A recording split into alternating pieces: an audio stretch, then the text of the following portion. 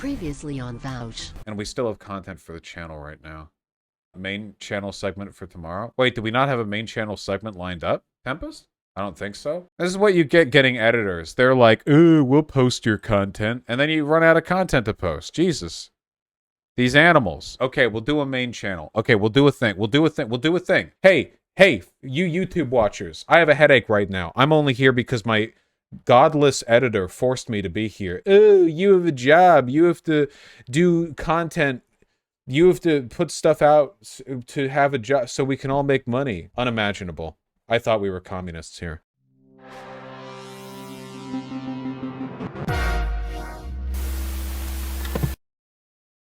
From the Rubin report, back when Dave Rubin was kind of relevant. Hold on, they said it started at 23 minutes. Yeah, no, let's get it. I don't give a hoot if somebody believes God created the world in 60 24-hour periods. I care if they reject vaccines, if they don't give blood transfusions. In other words, I don't care what people believe. Yeah. I care how people behave. There's a very important principle in my life. So if you happen to believe that God created the world, which I don't, because the science negates it. Yeah.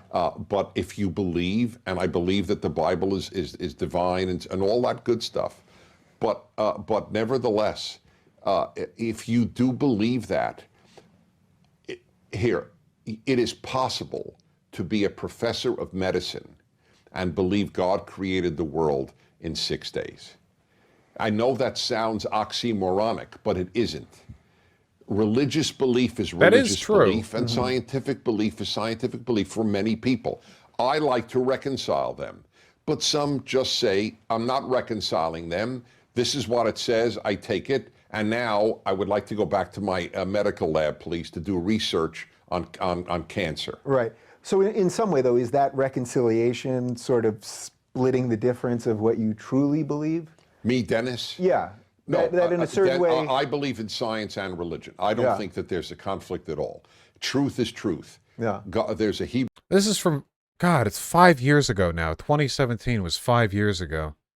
Man, that is really interesting. Didn't Dennis Prager recently say that he was going to, like, deliberately get COVID? Like, that he was a bug chaser now? Like, I'm not getting the vaccine. I'm deliberately getting COVID. Yeah. If somebody believes God created the world in 60 24-hour periods, I care if they reject vaccines, if they don't give blood transfusions. In other words, I don't care what people believe. Yeah. I care how... And it is incredible how flexible their beliefs are, huh? Yeah, I remember this. He said that the unvaccinated are pariahs compared to gays during the AIDS crisis. Yeah, but like right here, he's very clearly saying, like, you know, religious beliefs aside, what matters to me is that people get their vaccines. Somebody emailed this to me. I actually couldn't believe... I mean, I guess I should, because I know conservatives will, like, do or say whatever they need to prop up the culture war, but Jesus... Yeah, the funny thing is, nothing that he said here at all was inconsistent. You can, like, if you believe in the existence of a god, you can simultaneously believe in the original creation myth and also believe in everything posed by anthropology, history, biology, etc., etc. I mean, once you believe in the divine, you can fill in a lot of gaps that way, can't you? You know, Earth is 6,000 years old. Okay, well, the carbon radioactive fucking metric dating processes that we used for dinosaur bones were offset by the, like, you can do whatever, like, what, you know, whatever, but that's not what I care about here. It's mostly the vaccine thing that I care about, you know?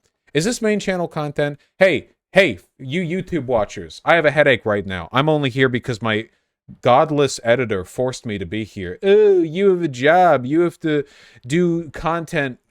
You have to put stuff out to have a job so we can all make money. Unimaginable. I thought we were communists here. No bully me.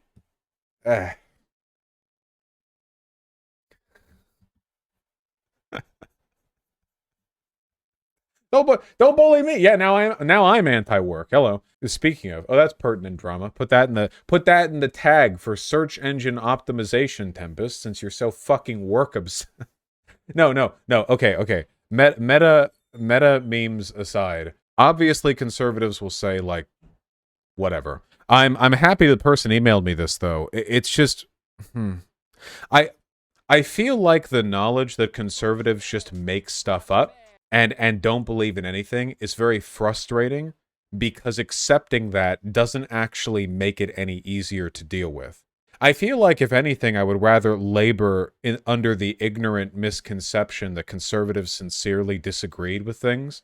You know what I mean? Like, that might actually, that might make this all feel a little bit more meaningful if I could wake up and go like, oh, conservatives are wrong about this thing, but we'll show, they're wrong about vaccines. We need to show them that the COVID vaccine is safe. But like, they don't care. They know that. They know that. They don't care. What relationship is there between this and that? There's none. None whatsoever. Now, of course, there are conservatives broadly to whom this is relevant, but to the people I argue with, people who make a living from this stuff, they don't.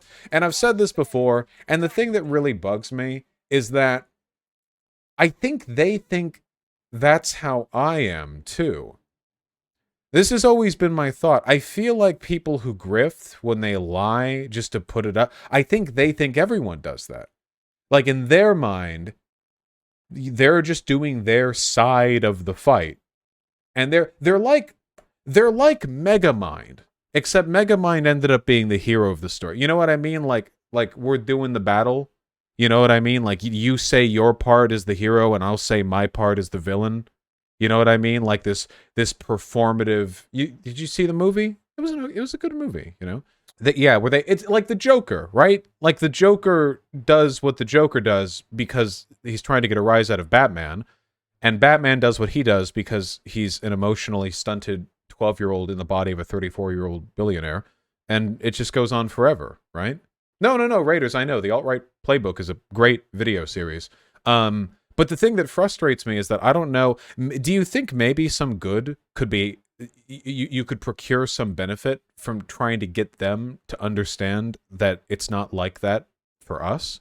Because I feel like they just think like, oh, like we lie about the trans stuff and they lie about the trans stuff on their side. And yeah, I don't know. Not really, because I don't think they care. Yeah, that's the problem with people who don't care, huh? That is the issue, isn't it? Very difficult to reach out to people who don't care. Very, very, very difficult to resolve these conflicts when people don't care. This is the reason why I have no respect whatsoever for the concept of trolling. First of all, trolling doesn't exist anymore. In its original incarnation, trolling was when you deliberately adopted a ridiculous, hyperbolic position purely for the outrage it would cause others. You're not trolling if you're just lying for a political position. That's grifting. Trolling in its purest form is apolitical. It's about triggering people who are like grammar Nazis, like deliberately misspelling things to frustrate them. It's about telling people that Chicago is the capital of Illinois and watching them get increasingly frustrated as they screenshot Wikipedia articles saying, no, it's not, and then you screenshot and then Photoshop the Wikipedia article saying, yeah, it is. Here, look, like trolling was supposed to be a pure distilled essence of eliciting frustration. But the problem is that it's gaslight. Well, I don't think it doesn't have to be gaslighting. We don't have to invoke abuse language here. I thought that originally trolling, do you guys remember the days when it was funny and subversive to say trolling is a art as opposed to an art, the correct article to use there? That people used to consider this was like the height. It was like so funny, I mean, admittedly, I was pretty young, but you get what I mean, right? Just like dumb stuff like that. But now when people are trolling, it's always in service of some greater cause, which is, you're not an agent of chaos anymore. The whole point was to be a fucking agent of chaos. You're not an agent of chaos if you're doing this as part of a deliberate strategy to introduce ideologies to people that they wouldn't be amicable to if you just set it up front. You know, it's like with the Nazi dog whistling stuff, you know, oh, we troll about the JQ. Oh, we troll about this and that. Oh, we troll, oh, little George Floyd, blah, you know, oh, we're trolling. You're not an agent of chaos, and you're not trolling. You're just a coward who won't come out with their actual points. The troll wasn't too cowardly to come out with their actual points. The troll never actually believed that Chicago was the capital of Illinois. They didn't actually think that. They were pretending to because it was funny when other people got mad. But your goal isn't to get other people mad. Your goal is to participate in a culture war by having enough plausible deniability to simultaneously posit the worst elements of your ideology without facing any of the repercussions for believing something like that. It's different. It's not the same. And this is why I have long said that this modern dog whistly bullshit is the death of comedy. The funny thing is conservatives are always saying, oh, liberals will be the death of comedy because they're triggered by language. Dave Chappelle, blah, blah, blah, blah, blah. Okay, not true. You know what actually kills comedy? Comedy is killed when it is shot, skinned, and its hide is stuffed with political ideology posed disingenuously. Okay? You know who posed political ideology through comedy without being a dishonest asshole about it? George Carlin. George Carlin did. George Carlin was unabashedly political. Unquestionably, cannot deny it, but he wasn't a dishonest fuck about it. Like, you could talk with George Carlin. The comedy wasn't some plausible deniability shit, you know. George Carlin would present info in a comedy skit, and then if asked about that skit in like an interview, he would just instantly own it with no reservation. And this is why, you know, whatever I'm about to say, I'm not complaining about Dave Chappelle here, because Dave Chappelle, at least in some of the stuff I've seen, also isn't really doing the dog whistling thing either. Maybe he has shitty opinions on some issues, but he says them and they're fairly straightforward. Comedy is just a vehicle for delivering this, but it's not disingenuous, you know. He says it, you know. You can disagree with that, and that's fine. I do disagree with that. But yeah, it's not dog whistling. It's just whistling, right? I mean, okay, fine. But the problem I have is that there are all these little fucking comedy masters online who are just the biggest fucking pussies. Just the biggest shit-eating, limp, spineless little fucking smooth-brained, smooth-palmed fucks, okay? Who, for them, comedy exists only as a way of not facing repercussions for the political positions they're advocating for. That's it. Crowder is a perfect example. Crowder, first of all, to call anything he does comedy is a tremendous disservice to the term. But all of Crowder's comedy is just a way of doing a minstrel show without getting booted off YouTube. All the jokes that he posits are just a way of adding a thin veneer of respectability or plausible deniability over what is otherwise just naked and otherwise unopinionated hate speech. Often the content he presents is only hate speech. Sometimes it'll literally just be like the essence of the message he's delivering will just be black people are worse, Hispanics are worse, gay people are worse. Like there's not even a much of a point beyond the hate. And the comedy is just a way of you know, smoothing out the pill so the dog can eat it or whatever. You know, when you put the pill the dog's supposed to eat in like a little hunk of beef or whatever. I don't know. I've never had a dog, but you know what I mean, right? The comedy is just the mask. Critical difference there between what Dave Chappelle or George Carlin do, whatever, which is where comedy is a way of delivering the political message, not a way of masking it. Not a way of hiding it. You understand? Essential difference. And right now, as it stands, basically all far-right people do this comedy flim-flam bullshit, okay? Everyone from Crowder to Fuentes to whatever, the thin veneer of comedy is just the only thing, and it can be is so thin that there's essentially no point. There can be so little of it. It's like spreading like the enough butter to coat the tip of a needle across an entire thing of toast. But they still do it. It's still an effort, a strategy that they make. Do you know how many left-leaning people do this? To my knowledge, like basically none. I genuinely cannot think of any left-leaning people who just refuse to own up to any of their positions and just regurgitate shit and won't own up to it, and the comedy only exists as a way of disguising it. You're ignoring tankies, right? I am, but like even tankies kind of own it. Like tankies will make jokes about kulaks, but like if you ask them about it, they'll usually own up to it. Like I can't think of any tanky content creator who wouldn't. Even when they make the jokes, they'll own up to the premises of their jokes, right? The only group of people who I've ever had constantly do this, maybe Mel, but Mel's more of a mental illness thing. You know, the point I'm getting at is I just do not think this is indicative of like behavior on the left. This problem of the comedy being bastardized in order to provide cover for shitty political opinions is a right-leaning thing, overwhelmingly. And this is the reason why I think conservatives are ruining comedy. You know, I actually talked about this with that comic artist. I'm blanking on his name. He's a really cool guy, actually. YOLO Swag Studios. You guys know YOLO Swag Studios? Edgy. So edgy that if I had him on, you guys would all hate him. Very edgy. I like him, though. Because I'm cooler than you guys. Anyway, yeah, here we go. Okay, here we go. This is a recent comic of theirs. It got 4,000 likes. Should have gotten more. I really like this one.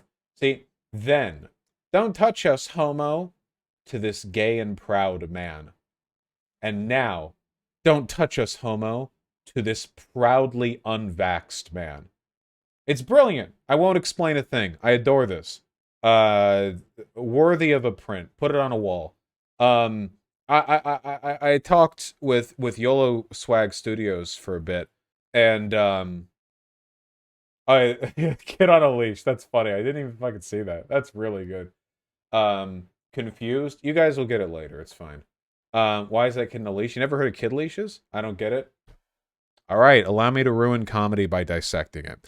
The point is that it's at least this is what I'm inferring here, a facetious critique of conservatives overstating the degree to which vaccinated people are oppressed by invoking a hyperbolic comparison between the oppression of gay people back in the 1980s or so with unvaccinated people now.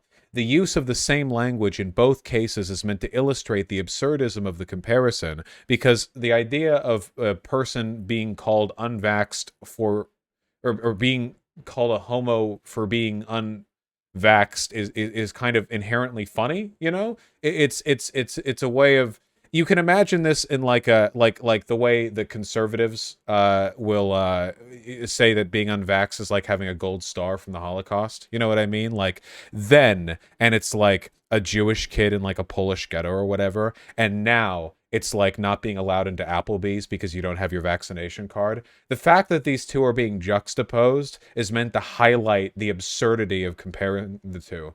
So there you go. Okay, I've done it. I did the analysis. There's the joke.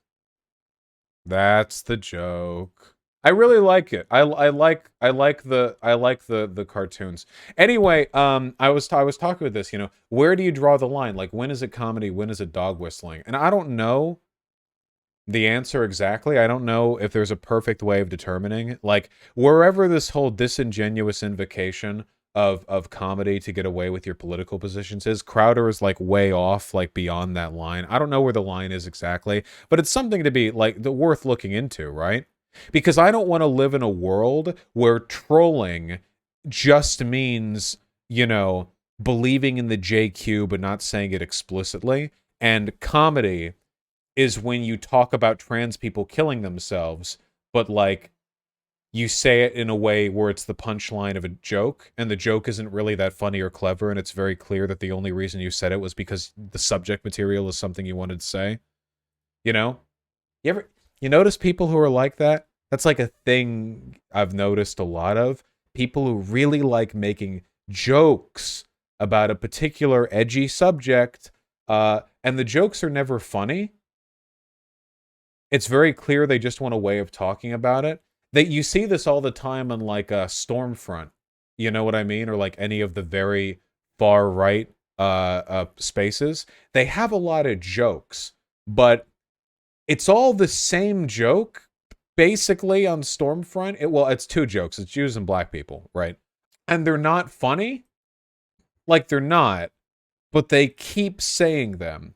So the question is, are they saying them because they like the comedy, or because they like the subject of the comedy, which is racism or anti-Semitism?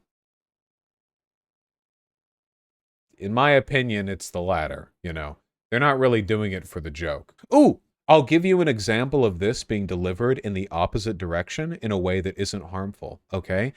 Trans people making the titty skittles joke, or actually there are like 8 trans jokes that have been repeated 1,000 times over that are really boring now and everyone knows it, but they're not repeated because they're funny.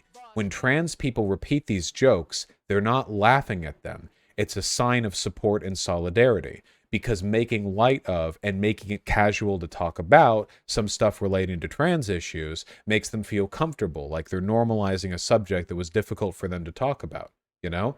That's the point. But we can admit that, and that's a fine thing, you know? But that's an example of jokes that aren't really about the joke. They're about some other related element. Do you guys get what I'm sorry, I know I'm rambling, but I feel like there's a salient point being made here. My head is throbbing. Let me end the stream. Is this enough? Do you get what I mean? Keep working. Are you entertained? Are you not entertained? Yeah. Would the overuse of bussy fall into this too? I think a lot of jokes that have to do with trans people, feminine men, homosexuality, and other topics associated with queerness or just directly about queerness, the jokes aren't about the joke itself. The joke is just a vehicle for delivering another adjacent message. And in this case, I think it's usually normalization. Normalization is the thing that's actually being put forward. You know? We can talk about these. We can make light of them. They're not some serious dark subject that can only be discussed in medical terminology. Whatever, you know. And I think that's a fine thing. I think that's good. Hot take. I think it's okay to normalize trans people. And I think it's bad to be a Nazi. It's my political bias coming out there. Yeah. What if I told you I audibly laugh every time somebody said titty skittles, though?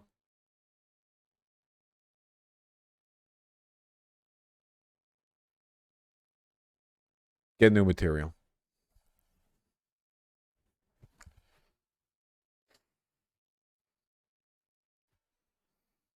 All right. Tempest, cut the feed. Cut the tape. Cut the tape, Tempest. And just put that out. What is that? How conservatives ruin comedy. There, do that. How conservatives ruin comedy. Doesn't matter that it goes from talking about Dennis Prager's vaccine thing to talking about everything else. No, it doesn't. At all.